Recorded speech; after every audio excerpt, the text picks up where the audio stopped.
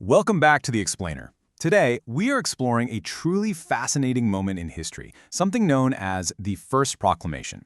We're heading all the way back to a pivotal 7th century gathering of the Banu Hasham elders.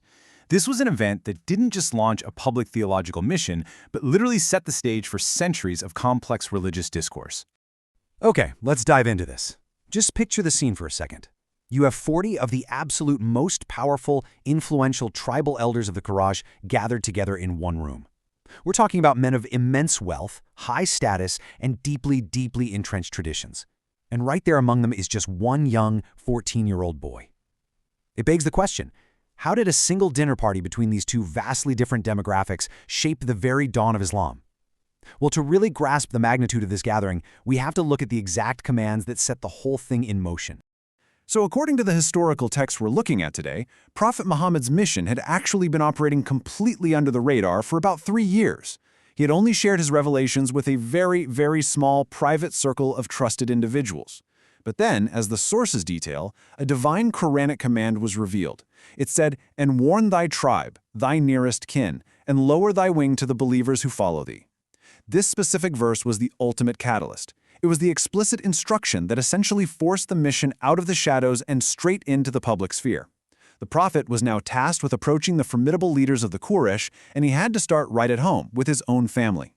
To actually execute this massive command, the prophet put together an event that historians call Dawat dul Ashira, which basically translates to the summoning of the family. And the strategy here was beautifully simple, yet culturally profound. He invited his family to a shared meal. You see, in 7th century Arabian culture, breaking bread together wasn't just about eating. It was a deeply significant act of kinship and diplomacy. By arranging this dinner, the prophet was creating a structured, formal environment to finally share this newly revealed divine mission with the very people who held the most power in Makkah. Now, the power dynamics in that room, honestly, they are just incredible to think about. On one side, you've got these 40 wealthy, highly skeptical elders of the Quraysh. These men were heavily invested in the polytheistic traditions of Makkah, mostly because those traditions were directly tied to their economic and social dominance. And then, on the exact opposite side, you have Ali ibn Abi Talib, a 14-year-old boy who's actually tasked by the prophet with arranging the meal itself. The underdog tension here is just palpable. You have this massive establishment, fiercely protective of the status quo, being hosted by a young teenager and a prophet who's about to challenge their entire worldview. But actually delivering this message was incredibly frustrating. It absolutely did not happen smoothly. On day 1, right after the meal, the prophet stood up to present his case. But his own uncle, Abu Lahab, loudly interrupted him, throwing out allegations that Muhammad was under some sort of evil influence. Total chaos ensued, and the guests just left. But the prophet persisted. He told young Ali to make the exact same arrangements for the very next day. Day 2 rolls around, and similar disruptive behavior shuts the announcement down all over again. Finally, on day 3, the prophet wisely changes his strategy. Taking the advice of his uncle Abu Talib, he decides to speak before the food is even served, ensuring he finally has their undivided attention. And that brings us to the pivotal moment. Having finally secured their silence, the prophet makes this sweeping declaration. He starts by saying, "I have brought you the best of this world and the next." He invites them to believe in one God, officially declares his prophethood, and then he looks directly at these powerful men and asks a very straightforward, high-stakes question. Who will be my brother, my vizier, and my successor? He was explicitly laying out the stakes here. He wasn't just asking them for passive belief. He was asking for a fully dedicated partner to step up and help carry the immense weight of this new religious mission. And this brilliantly illustrates the sheer weight of what he was asking. Because in response to that massive call to action, absolute, deafening silence. Not a single seasoned tribal leader stepped forward. The texts note that they hesitated, most likely weighing the massive political and social risks of abandoning their ancestral traditions. But right there, right in the middle of all that heavy hesitation, 14-year-old Ali stands up, alone. Just picture that for a second.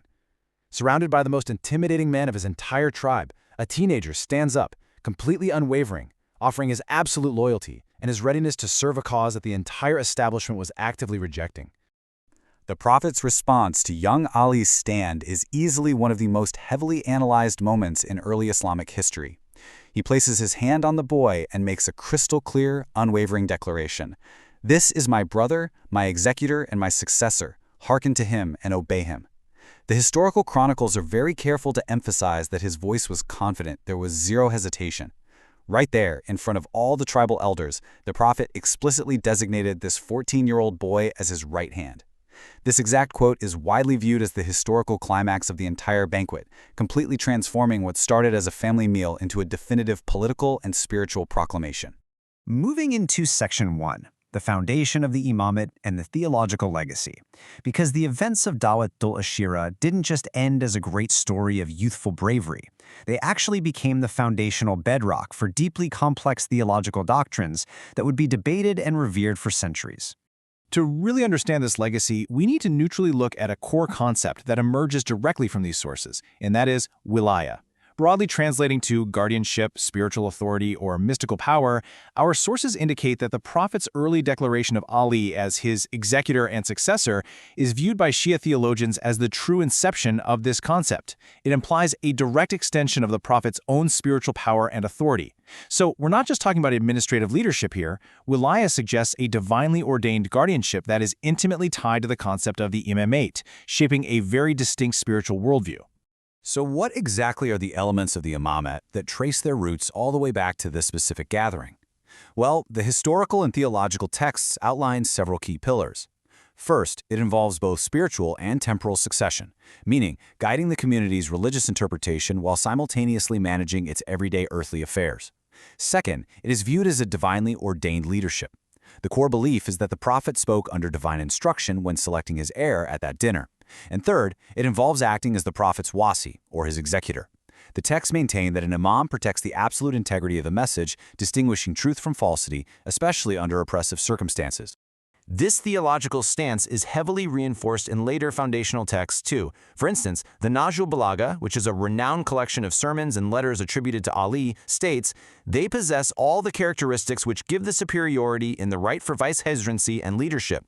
When referring to the Prophet's household, or the al-Bayt, the text firmly asserts that they are the strong pillars of knowledge and belief. The sources impartially reflect that within Shiite theology, this superiority and right to vice-hezrancy wasn't just some later invention. It was seen as a direct continuation of that explicit decree first made at the Dawatul Ashira.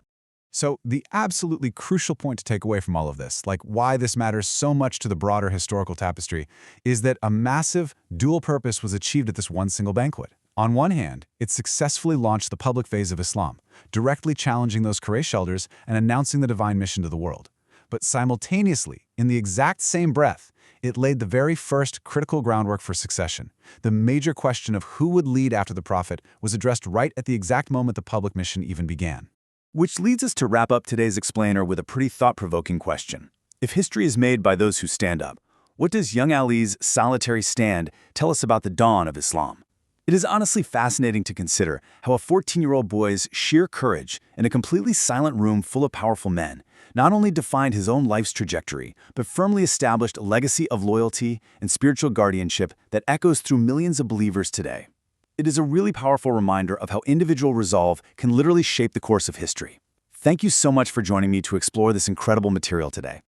If you like this content, please like, comment and share. Tell us what topic you want to see next. And don't forget to subscribe.